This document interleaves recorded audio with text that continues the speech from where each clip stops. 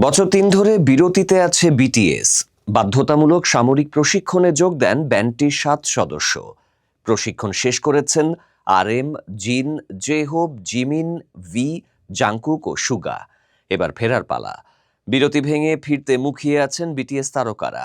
অনুরাগীরাও অধীর আগ্রহ নিয়ে আছেন অপেক্ষায়। এবার লাইভ অ্যালবাম নিয়ে আসছে বিটিএস। এটি ব্যান্ডটির প্রথম live album. Permission to dance on stage live শিরোনামে অ্যালবামটি প্রকাশিত হবে 18 জুলাই। গতকাল মঙ্গলবার এক বিজ্ঞপ্তিতে বিষয়টি জানিয়েছে ব্যান্ডটির এজেন্সি বিগ হিট মিউজিক।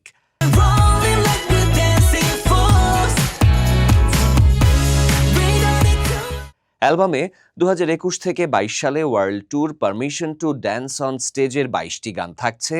এতে অন, ফায়ার, ডোপ ও আইডলের লাইভ ভার্সন থাকবে। বিজ্ঞপ্তিতে বিগ হিট জানিয়েছে, এই অ্যালবামের মাধ্যমে ভক্তরা কনসার্টের স্মৃতিগুলো আবারও অনুভব করতে পারবেন। আমরা চাই বিটিএস এর সঙ্গে কাটানো প্রতিটি মুহূর্ত আপনাদের হৃদয়ে দীর্ঘদিন অমলিন থাকুক। সিউল, লস এঞ্জেলেস ও লাস ভেগাসে কনসার্টটির 12টি শোতে সরাসরি এবং অনলাইনে অংশ নিয়েছিলেন প্রায় 40 লাখ ভক্ত।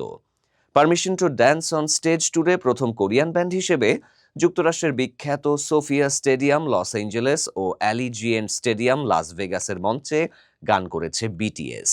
বিটিএস এর মূল প্রতিষ্ঠান হাইবের এক কর্মকর্তা বলেছেন, বিটিএস মার্চে ফিরবে। বিদেশি দুটি সূত্রও বলেছে, নতুন বছরে পুরো দল নিয়ে কাজ শুরু করবে বিটিএস।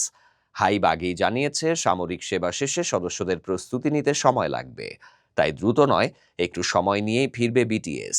বিটিএস এর ম্যানেজমেন্ট সংস্থা বিগ হিট বলছে, এখনো আনুষ্ঠানিক কোনো তারিখ ঠিক হয়নি। হাইবের আরেক গ্রুপ টুমরো টুগেদারও আগামী বছরের মার্চে ফিরবে। তবে বিটিএস নাকি টুমরো টুগেদার কোন ব্যান্ড আগে ফিরবে তা এখনো জানা যায়নি। হাইবের আরেক গ্রুপ এনহাইপেন প্রথমে মার্চে ফেরার পরিকল্পনা করলেও বিটিএস এর কারণে সেটি এগিয়ে জানুয়ারিতে নিয়ে এসেছে।